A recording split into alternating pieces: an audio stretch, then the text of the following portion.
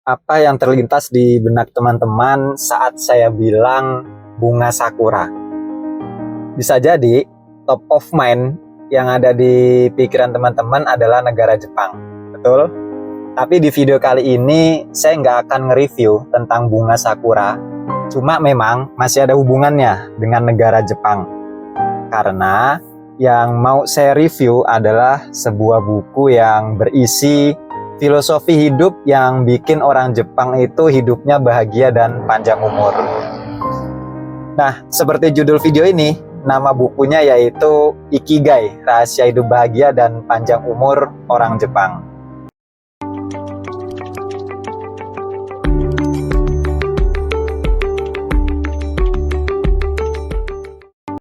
Ikigai ini adalah sebuah buku yang ditulis oleh dua orang yang justru bukan berasal dari Jepang. Kedua orang tersebut yaitu Hector Garcia dan Frances Miralles. Kedua orang tersebut berasal dari Eropa, cuma bedanya Hector Garcia sudah cukup lama tinggal di Jepang karena memang aktivitas dan pekerjaan dia banyak di Jepang. Selain buku ini, dia juga nulis beberapa buku lainnya seperti Metode Ikigai, A Geek in Japan, dan Japan Mementos. Nah, sedangkan Frances Miralles, dia bekerja sebagai kontributor untuk beberapa majalah dan dia juga membuat beberapa artikel dengan menggabungkan literatur dan jurnalisme. Dia juga nulis beberapa buku self-development. Buku Ikigai, Rahasia Hidup Bahagia dan Panjang Umur Orang Jepang ini menjadi buku internasional bestseller. Dan buku ini diterbitkan oleh Rene Book tahun 2019 dengan total halaman 210 dan 9 bab. Buku Ikigai, Rahasia Hidup Bahagia dan Panjang Umur Orang Jepang ini berisi tentang filosofi hidup orang Jepang yang menjadi rahasia atau alasan kenapa orang Jepang itu berusia lebih panjang atau lebih lama. Buku ini lahir berangkat dari hasil diskusi dan penelitian yang dilakukan oleh dua orang penulisnya tadi terhadap penduduk Jepang, terutama mereka yang tinggal di Kepulauan Okinawa. Kenapa di Okinawa?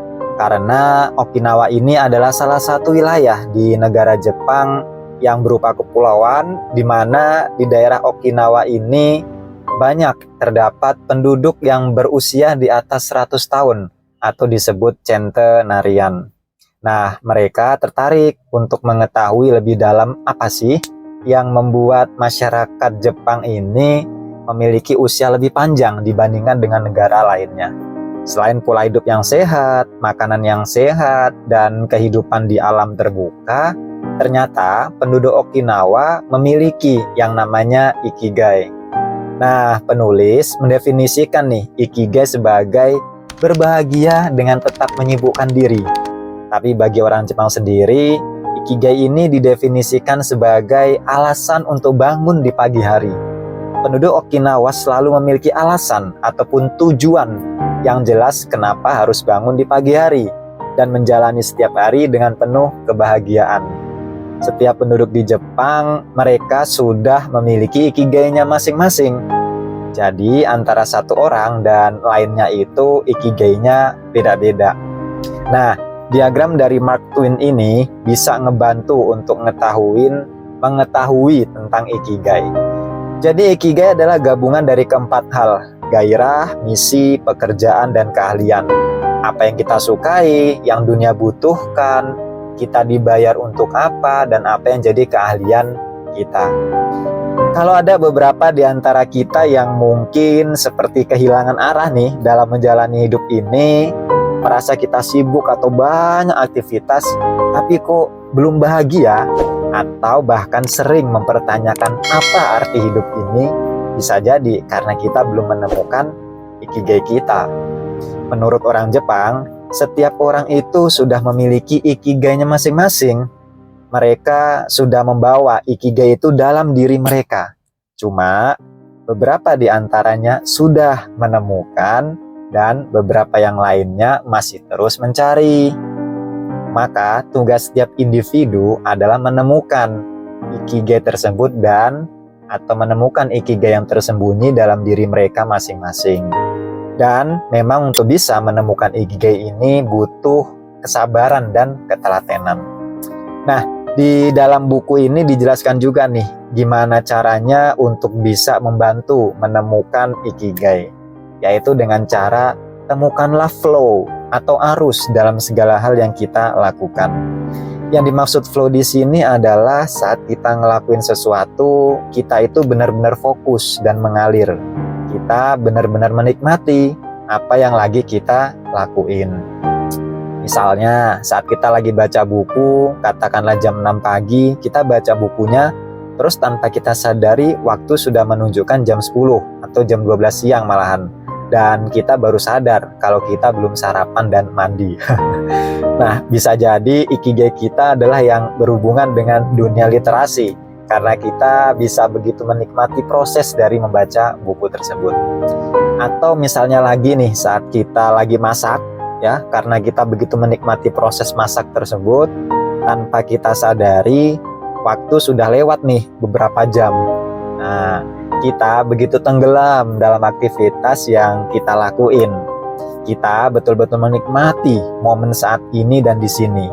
Itu menandakan kita sedang dalam kondisi flow. Ada 3 strategi nih di dalam buku ini yang bisa kita lakuin untuk mencapai keadaan flow. Pertama, kita harus menentukan untuk ngelakuin tugas yang sulit, tapi jangan terlalu sulit. Kenapa seperti itu? Sebab kalau kita ngelakuin tugas yang mudah itu akan ngebuat kita ngalamin yang namanya kebosanan, sehingga ngebuat kita nggak berkembang. Kalau kita ngelakuin sesuatu, entah itu dalam pekerjaan, hobi, tugas, atau yang lainnya, dan sesuatu itu ada di bawah kemampuan diri kita atau terlalu mendasar, kita jadi bersikap apatis. Sekarang coba diingat-ingat, pernah nggak kita punya pengalaman ini? Terus gimana dengan tugas yang terlalu sulit?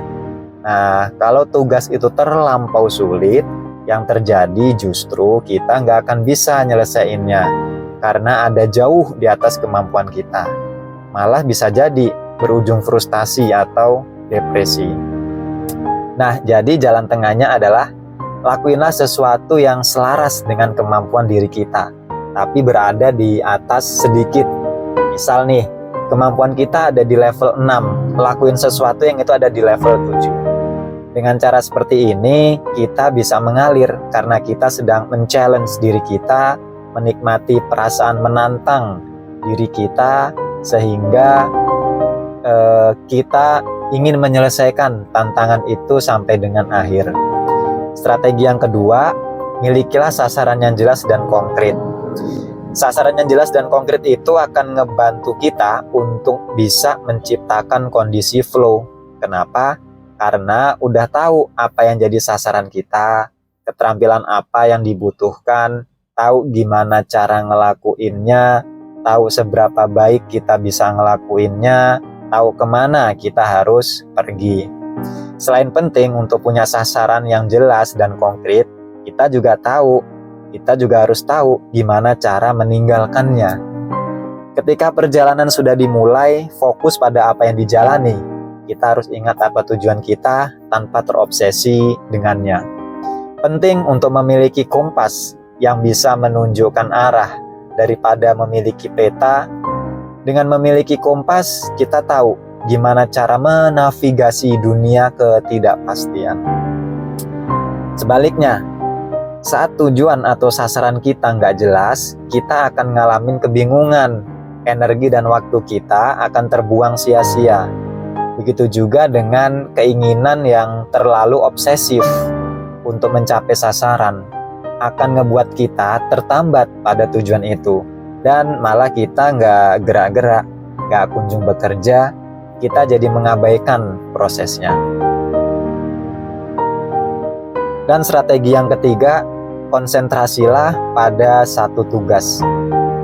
Untuk bisa mendapatkan flow, maka kita harus bisa berkonsentrasi terhadap satu tugas yang sedang kita kerjakan. Di era sekarang ini yang sudah serba teknologi, untuk bisa fokus pada satu tugas itu mungkin pekerjaan yang nggak begitu mudah ya. Beberapa penelitian yang dilakukan di Universitas Stanford oleh Clifford Ivarnas menunjukkan bahwa Generasi sekarang ini menderita yang namanya epidemi multitasking. Kita mungkin sering berpikir, kalau bisa menggabungkan beberapa pekerjaan sekaligus akan menghemat waktu. Tapi ternyata bukti ilmiah justru menunjukkan sebaliknya. Orang yang mengaku multitasking, sebenarnya mereka nggak terlalu produktif. Mereka justru orang-orang yang paling tidak produktif. Saat kita mengatakan kalau kita multitasking, yang sebenarnya kita lakuin adalah beralih antar tugas dengan cepat. Bahkan secara ilmiah terbukti bahwa saat kita terus-menerus meminta otak untuk beralih antar tugas, maka yang terjadi kita membuang waktu, membuang lebih banyak kesalahan, dan mengingat lebih sedikit dari apa yang kita lakuin. Nah, untuk bisa fokus pada tugas, menurut psikolog Mihaly Csikszentmihalyi, ini agak susah ya nyebut namanya. Jadi ada dua caranya nih. Pertama, berada dalam lingkungan yang bebas gangguan, dan yang kedua, milikilah kontrol terhadap apa yang kita lakuin setiap waktu. Nah, selain tentang menemukan ikigai lewat flow, hal kedua ya, yang jadi catatan saya dari buku ini adalah tentang pola hidup orang Jepang, terutama pada dua hal ini, yaitu hara hachibu dan bergerak sederhana. Apa sih hara hachibu itu? Hara hachibu ini adalah konsep hidup orang Jepang yang berkaitan dengan makanan. Orang Jepang sering ngucapin kalimat hara hachibu ini baik saat mereka mau makan atau saat mereka habis makan. Nah, hara hachibu ini artinya penuhilah perutmu sampai 80%. Jadi ternyata orang Jepang itu nggak pernah makan sampai benar-benar kenyang. Mereka menyisakan 20% untuk rasa lapar. Istilah hara hachibu ini dimaksudkan bahwa kita harus berhenti makan saat mulai terasa kenyang. Sebenarnya nggak ada aturan yang pasti ya tentang gimana caranya biar kita tahu 80%. Tapi dalam buku ini dijelaskan saat kita lagi makan, lalu ada dorongan dalam diri kita untuk menambah makanan, padahal makanan yang ada di piring kita itu masih ada, maka saat itulah kita harus menahannya. Atau cara lainnya, misal ada 3 hidangan yang disajikan, hidangan pembuka, utama, dan penutup, kita bisa siasati dengan melewatkan salah satunya, entah di bagian pembuka atau penutup, atau dengan mengurangi porsi hidangan utamanya. Termasuk juga cara penyajian makanan. Dengan menyajikan makanan di banyak piring kecil ini, hal ini ngebantu orang Jepang untuk makan lebih sedikit. Konsep hara hachibu ini ngebantu saya untuk menjaga pola makan. Jadi setiap kali saya mau ngambil nasi sama lauk pauk, saya selalu bilang ke diri saya sendiri, hara hachibu. Termasuk juga waktu ada dorongan nih untuk nambah makan, sampai saya kadang nih ketawa sendiri dalam hati saya. Nah, selain hara hachibu ini, orang Jepang juga menjaga betul makanan yang mereka makan. Mereka makan makanan yang banyak mengandung antioksidan, seperti misalnya wortel, tahu, tuna, ubi jalar, rumput laut, kacang kedelai, termasuk juga minuman teh hijau, shikwasa, semacam jeruk lemon ya kan, makan 5 porsi buah dan sayuran setiap hari, ikan 3 kali seminggu. Nah, selebihnya nanti bisa kalian baca di dalam buku ini. Kemudian yang berikutnya tentang bergerak sederhana. Studi dari kawasan zona biru menunjukkan bahwa orang-orang yang berusia paling lama bukanlah mereka yang berolahraga paling banyak, tetapi mereka yang paling banyak bergerak. Oh ya, zona biru ini adalah 5 kawasan atau daerah di mana ada banyak centenarian. Kawasan yang pertama Okinawa, Jepang, kedua Kepulauan Sardinia, Italia, ketiga Semenanjung Nicoya di Costa Rica, keempat Loma Linda, California, dan kelima di Ikaria, Yunani. Nah, ketika saya baca studi dari zona biru tersebut, ngebuat saya sampai ngernyitin dahi nih. Saya seperti menolak pernyataan itu seolah-olah olahraga itu jadi nggak ada artinya. Tapi saya kemudian coba untuk membangun ulang makna dari pernyataan itu. Hal itu bukan berarti bahwa olahraga itu jadi sesuatu yang sia-sia atau nggak penting dibandingkan dengan bergerak. Tapi memang kadangkala di tengah segala aktivitas yang kita lakuin dari pagi sampai dengan malam, kita jadi lupa untuk luangin waktu buat olahraga. Apalagi kalau aktivitas kita banyak di dalam ruangan yang ngeharusin kita untuk duduk seharian di depan komputer atau laptop. Ditambah lagi era sekarang yang serba teknologi, kadang bikin kita jadi mager alias males gerak. Nah, di Okinawa sendiri, walaupun mereka punya aktivitas utama, tapi mereka nggak ngelupain untuk selalu bergerak. Entah itu jalan kaki saat berangkat kerja, pergi menikmati karaoke bareng tetangga, bangun pagi-pagi sekali, atau bahkan mereka bercocok tanam di kebun yang mereka miliki. Penduduk Okinawa tidak pernah pergi ke gym atau olahraga secara intens, tapi mereka hampir nggak pernah berhenti untuk bergerak. Para centenarian Jepang selalu menambahkan gerakan ke dalam aktivitas harian mereka. Makanya di Jepang, setiap pagi sebelum mulai aktivitas, mereka selalu ngelakuin yang namanya radio Taisho. Bahkan radio Taisho ini sudah ada sejak sebelum Perang Dunia Kedua. Gerakan Taisho ini adalah olahraga dengan intensitas yang rendah, fokus untuk ngelatih sendi sebanyak mungkin, dan menjaga kebugaran tubuh. Semenjak saya tahu tentang hal ini, saya coba untuk ngelakuinnya tiap pagi. Dan ternyata memang nggak makan waktu yang lama, ya paling cuma sekitar 5 menit aja. Dan saya biasanya ngelakuin Taisho ngikutin video yang ini nih.